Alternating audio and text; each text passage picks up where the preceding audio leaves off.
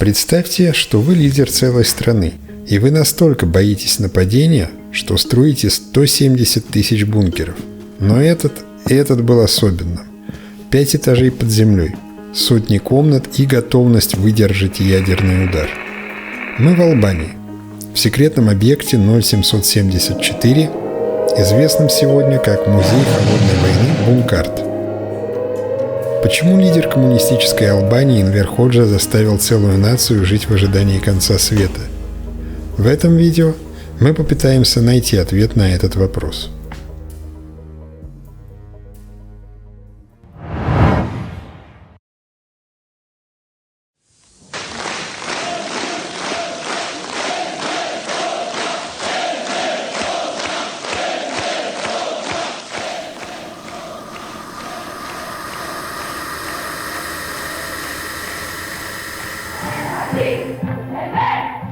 Вторая половина 20 века. Пока мир находился в состоянии конфликта между Востоком и Западом, Албания под руководством Энвера Ходжи изолировала себя от всех. Он разорвал отношения с СССР, позже с Китаем, и превратил страну в европейскую Северную Корею. Главная стратегия выживания – бункеризация. Мы на окраине столицы Албании, Тираны, и отправляемся в некогда секретный командный пункт, предназначенный для правящей верхушки. Бункер номер 1 в стране, построивший сотни тысяч бункеров.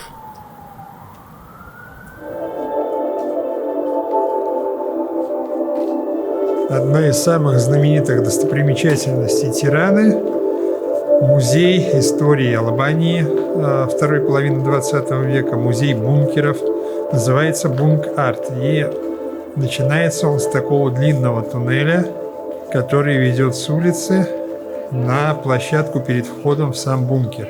Здесь находилось какое-то сооружение, и дальше идет дорога, которая ведет уже непосредственно к бункеру. По дороге масса различных выходов, и, конечно, уже не входя внутрь, видно, что сооружение очень массивное. И вот главный вход. Это не просто убежище. Это настоящий подземный город, который должен был защитить албанских партийных лидеров от химической и радиационной атаки. Внутри нас ждут бесчисленные комнаты для персонала, технические помещения, правительственные апартаменты и самое удивительное помещение в этом бункере, о котором я расскажу немного позже. Знаменитые албанские бетонные гермодвери.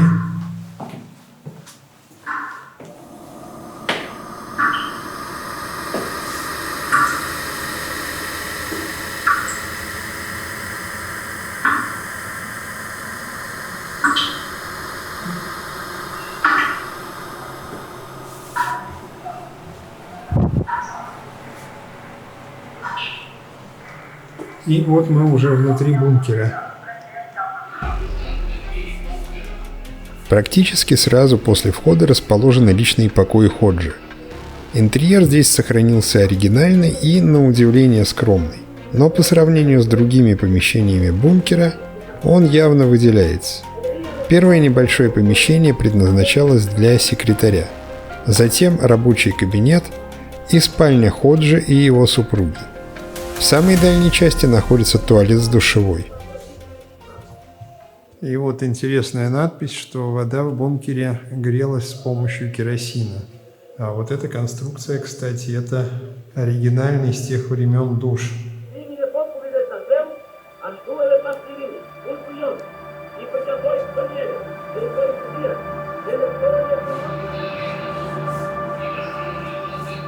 Старый потрепанный сейф. Карты, конечно же, не настоящие, карты отсканированные, распечатанные, но прям создается впечатление, что в этом штабе проводились какие-то военные совещания, по крайней мере, он для этого предназначен. Очень неплохо все выглядит.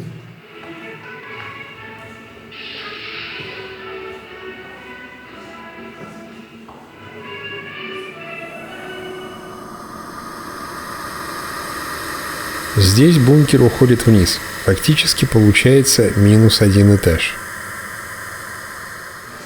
бункер кажется бесконечным. Здесь каждое помещение бункера посвящено определенной тематике. Вот это, например, албанское сопротивление итальянской агрессии в начале Второй мировой войны. Албанские партизаны. Интересно, что в бункере было водяное отопление, а эта экспозиция посвящена периоду начала Второй мировой войны перед высадкой Муссолини, войск Муссолини в Албанию. Тут экспозиция посвящена уже капитуляции Италии и победе албанского сопротивления.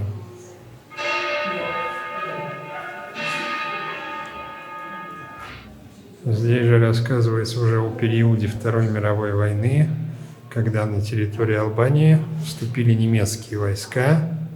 И здесь можем видеть оригинальную форму немецкую времен Второй мировой войны. Мне почему-то так и хочется пощупать рукой качество материала, костюмов немецкой формы. Но не буду этого делать, поскольку здесь везде стоят плакаты с просьбой не прикасаться к экспонатам.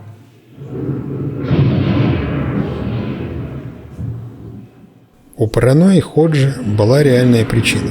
В 1949 году ЦРУ и британская Ми-6 начали секретную операцию Fiend Valuable.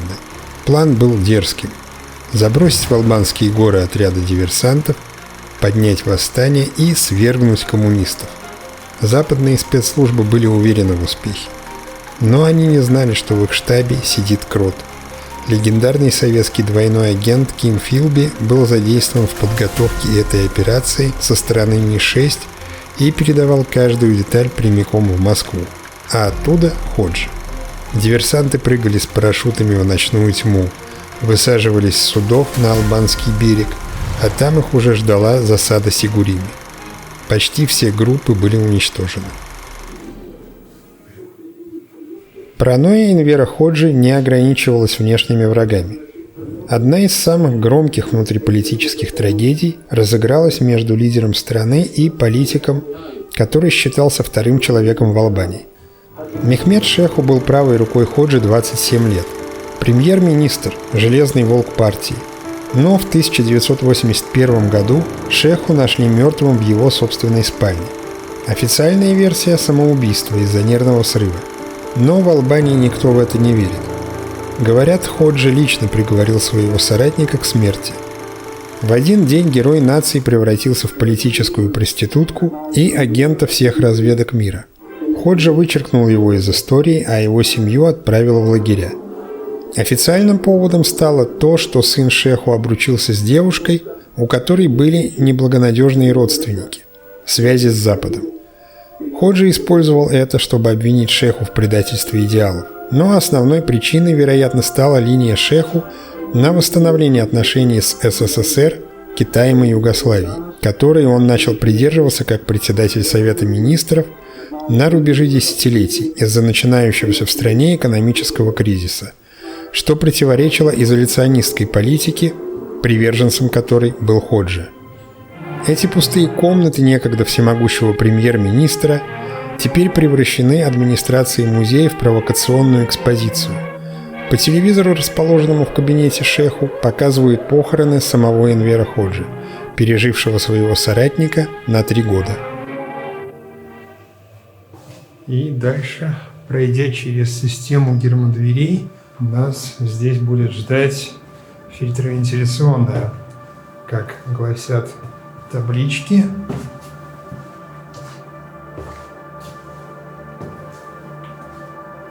Вот мы и попадаем в фильтровентиляционную. Именно это помещение, именно эта система и была легкими этого огромного бункера.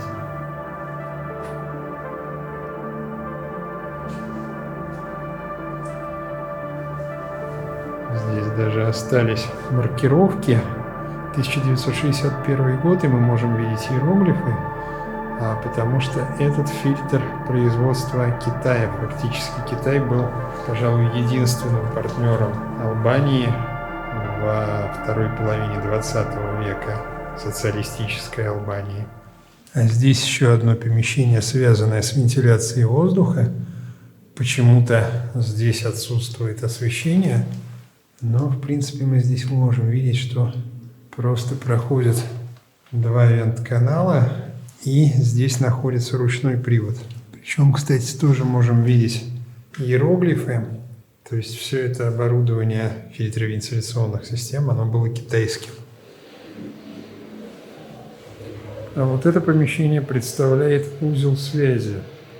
Здесь различные радиопередающие системы, различное коммуникационное оборудование тех лет. А мы сейчас поворачиваем в еще один блок, и здесь первое помещение – это комната офицера. Такие комнаты были предназначены для сотрудников этого бункера, которые работали здесь и охраняли этот бункер.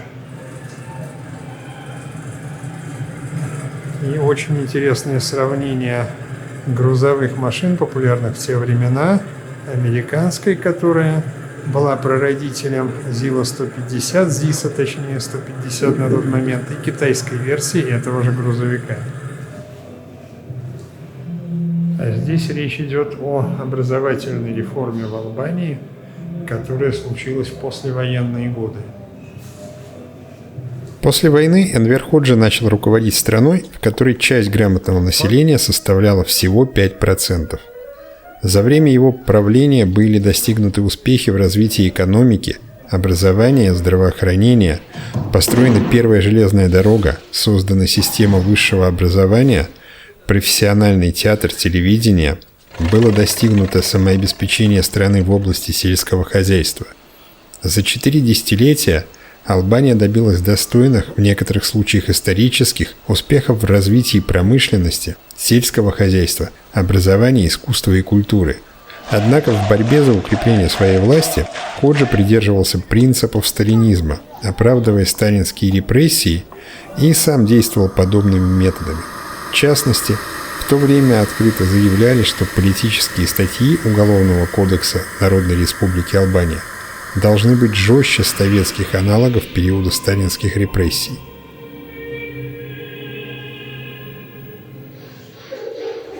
Современные историки называют разные цифры при оценке жертв репрессий режима Энвера Ходжи. Но стоит отметить один интересный момент. Среди осужденных было очень много людей, пытавшихся бежать из страны и в результате получивших длительные сроки каторжных работ.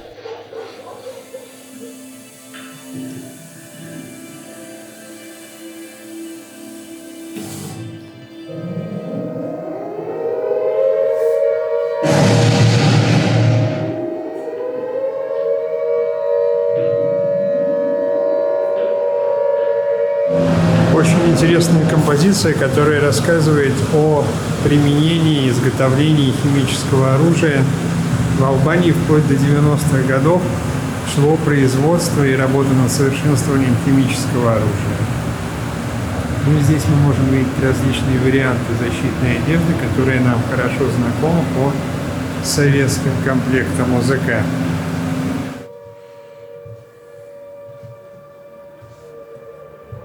Здесь уже комната для конференций, заседаний, помещение секретаря.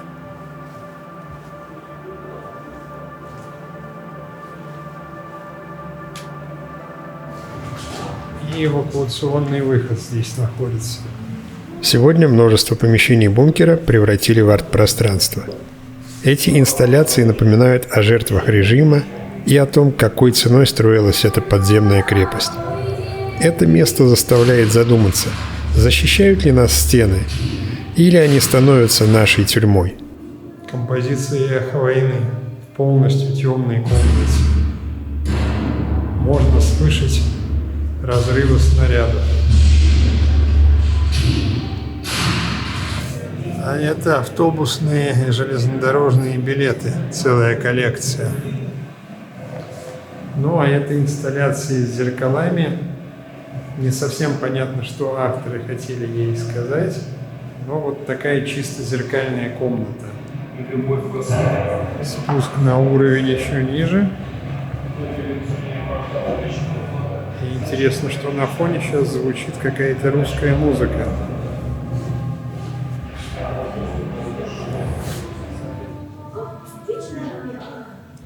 И огромный зал для проведения ассамблей, Assembly Hall, но размеры здесь впечатляют. Это даже больше похоже на театральное фойе. Эти ассоциации становятся еще более реалистичными, когда мы окажемся в следующем помещении.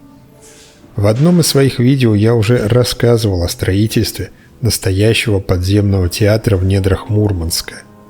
Но тогда большинство зрителей не поверило, что такое возможно. И вот наглядное подтверждение тому, что во второй половине 20 века такие безумные проекты не только имели место быть, но и воплощались в камне и бетоне.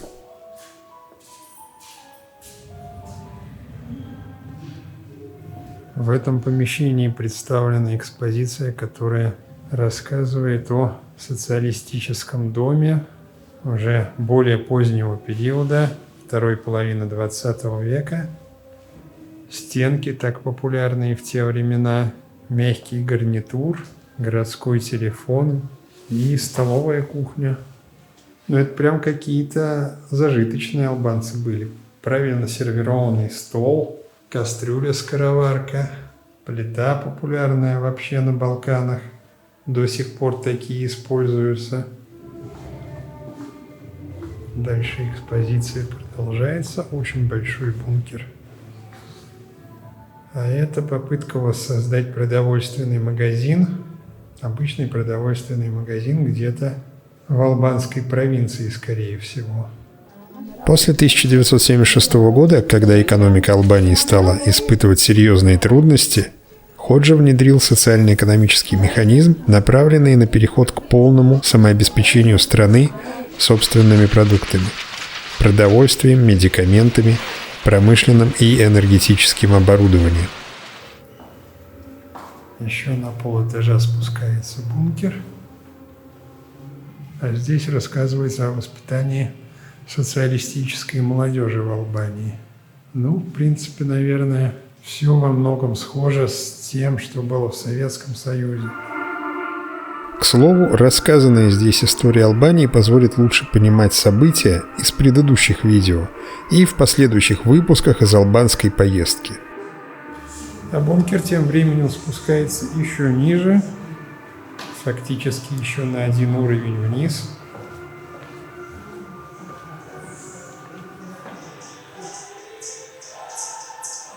Ну а здесь композиция посвящена летучим мышам, которых почти всегда можно встретить в подземных сооружениях, рукотворных и природных, таких как пещеры. Интересно, что здесь множество помещений, не задействованных еще в экспозиции. Также мы здесь видим батареи водяного отопления и оригинальные выключатели тех времен. Помещения эти все открыты, но, к сожалению, пусты. Здесь вот были розетки, точнее не были, они сейчас есть для каких-то приборов типа, наверное, радио, возможно, телефонные линии. Здесь, кстати, тоже помещения, связанные с вентиляцией воздуха. Вот еще одна фильтровентиляционная. Расположено это все уже непосредственно перед аварийным выходом.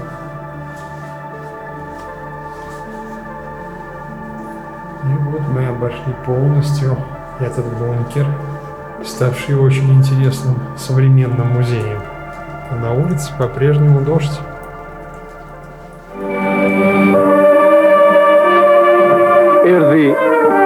Edhe ky çast I dhimbshëm që na bën zemrën copë.